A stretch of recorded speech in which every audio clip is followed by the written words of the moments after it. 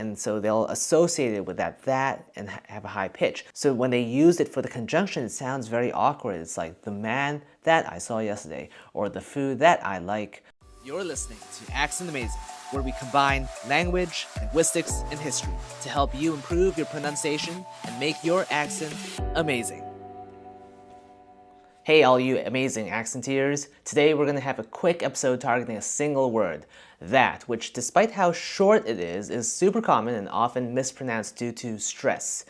We're going to be talking about the stressing issue today. People often think that this word that is pronounced exactly like that, and yes, I mean that, but it actually has two versions, a stressed form and a reduced form.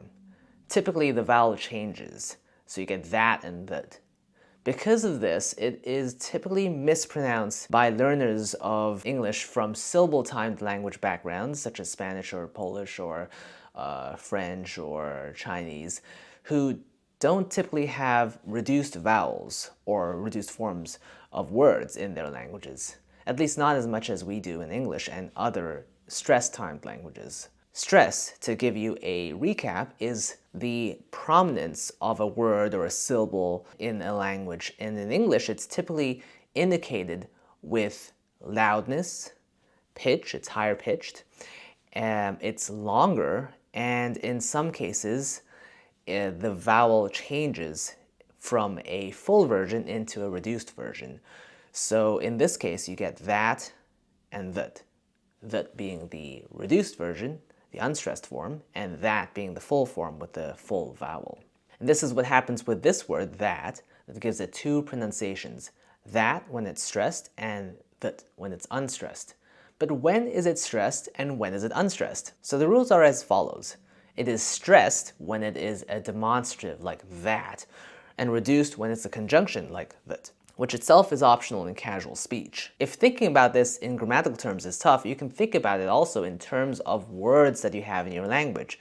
So for example, when you think of it from a Chinese learner's point of view, that is pronounced that when it's 那个 or 那个 or 嗰個 in Cantonese, if you speak Cantonese, or that will be pronounced as that, and that's a demonstrative. 那个人, that person, or 嗰個人, that person in Cantonese. So that will be that person.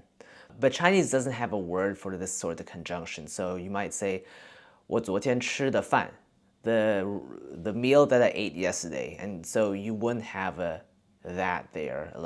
And in English we could say, the meal that I ate yesterday. So you see, I said that instead of that. Or the meal I ate yesterday. You don't even have to say it. For Polish speakers, you can think of it as the demonstrative that, meaning that person, you'd say tamten człowiek. And then for conjunctions, it'll be like że, or kto, or który. So you could say myślę, że to jest ciekawe. Like, I think that it's interesting. I think that it's interesting. You can see that I'm saying that there, right? So myślę, że to jest ciekawe. And for Spanish speakers, it's like ese or esa. So esa persona is that person, and the that, when it's a conjunction, is que. So you could say la comida que comí, like the food that I ate, right? So there, that's a conjunction, so it's a that. So the rule of thumb is if you can get rid of that and it would still be grammatical, you should pronounce that as that in normal casual speech. And of course, you don't even have to say it. It would still be grammatical if you say the food I ate yesterday rather than the food that I ate yesterday. However, if you can't get rid of that because it would become ungrammatical, like that dog is big, you can't say dog is big because that's not grammatical. It sounds very Slavic actually. So you say dog is big, no, you can't say that. You have to say that dog is big because you're pointing at it. That's a demonstrative and it has to be stressed. So it's that dog is big, not dog is big. So yeah, if you can get rid of it, the dog that I saw yesterday, or the dog I saw yesterday without the that still makes sense. That is the reduced form if you do choose to say it at all. The dog that I saw yesterday, not the dog that I saw yesterday. And this is particularly problematic for some of my students because they will say that and it kind of interrupts the flow of the speech, and you'll be like, the dog that I saw yesterday, and it sounds kind of strange. Or in worse cases, I have Cantonese speaking students who always attach a tone, so it's like the dog that I saw yesterday. And so because they learned it as a that sort of demonstrative and like, that man is important. They'll say that with a Cantonese accent. So they'll say it like that, and they learn it as if it had a tone. So it's always that man, that person, that dog, that day. And so they'll associate it with that and have a high pitch. So when they use it for the conjunction, it sounds very awkward. It's like the man that I saw yesterday, or the food that I like, and it sounds really strange. And so I really want you to learn how to do this correctly. There's two forms of that. There's that and there's that. And finally, don't forget that there's another demonstrative that where it doesn't have to attach to anything. You can just say, that is good, or that is great, that is cool, or that's cool. And so that is stressed.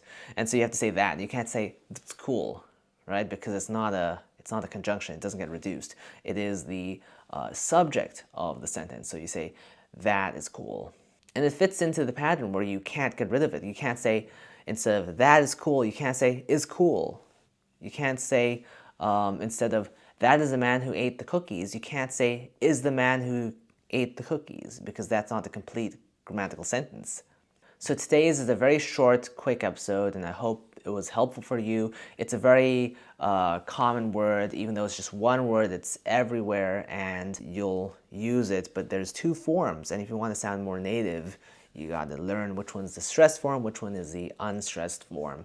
And since it's everywhere, you'll get more bang for your buck. It's kind of like that 80-20 rule where you're getting more return on your investment on a smaller section of vocabulary that you're investing in and you're practicing. So let's try that out. You can practice that at home, and be sure to subscribe. Be sure to subscribe so you get more tips like this. I'm trying to do more podcasts. And let me know in the comments if you've ever known about this, or if you know someone who does this. Have you ever done this before, and was it surprising to you?